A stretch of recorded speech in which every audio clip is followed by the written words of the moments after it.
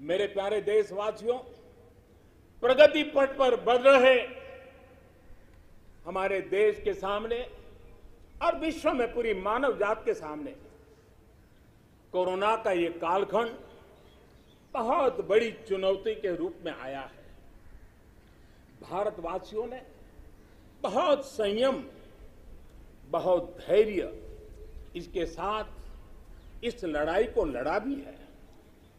इस लड़ाई में हमारे सामने अनेक चुनौतियां थी, लेकिन हर क्षेत्र में हम देशवासियों ने असाधारण गति से काम किया है। हमारे वैज्ञानिकों ने, हमारे उद्यमियों की ताकत का ही ये परिणाम है कि भारत को वैक्सीन के लिए आज किसी और देश पर हमें निर्भर नहीं होना पड़ा। आप कल्पना कीजिए, पल भर सोचिए, अगर भारत के पास अपनी वैक्सीन नहीं होती तो क्या होता। पोलियो की वैक्सीन पाने में हमारे कितने साल बीत गए थे। इतने बड़े संकट में जब पूरी दुनिया में महामारी हो तब हमें वैक्सीन कैसे मिलता। लेकिन भारत को शायद मिलता कि नहीं मिलता और कब मिलता, लेकिन आज गौरव से कह सकते हैं कि दुनिया का सबसे बड़ा वैक्सीनेशन प्रोग्राम हमारे देश में चल रहा है।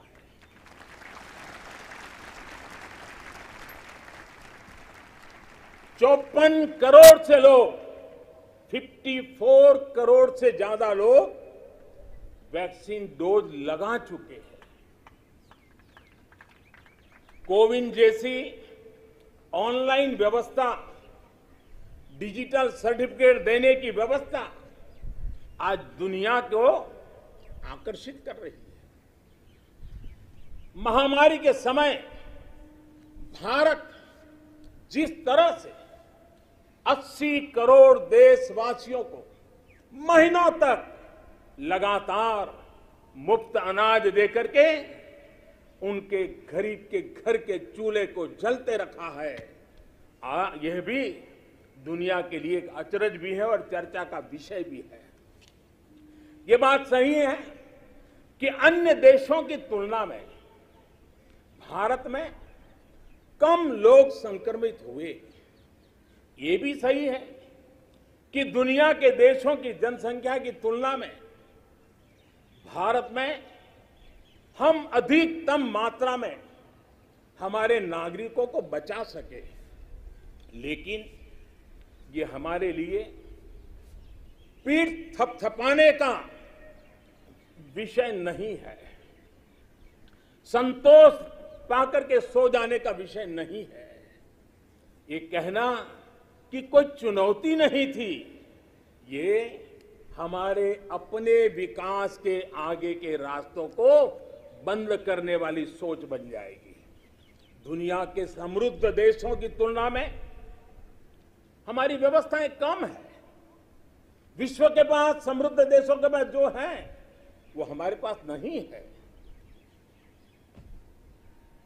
लेकिन इन सारे प्रयासों के बावजूद भी, और दूसरी तरफ हमारे यहां जनसंख्या भी बहुत है, विश्व की तुलना में बहुत जनसंख्या, और हमारी जीवन शैली भी कुछ अलग सी है।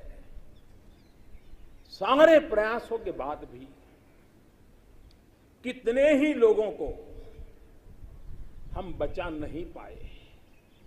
कितने ही बच्चों के सिर पर कोई हाथ फेरने वाला चला गया, उसे दुलारने, उसकी जिद पूरी करने वाला चला गया। ये असहनीय पीड़ा, ये तकलीफ हमेशा से साथ रहने वाली है।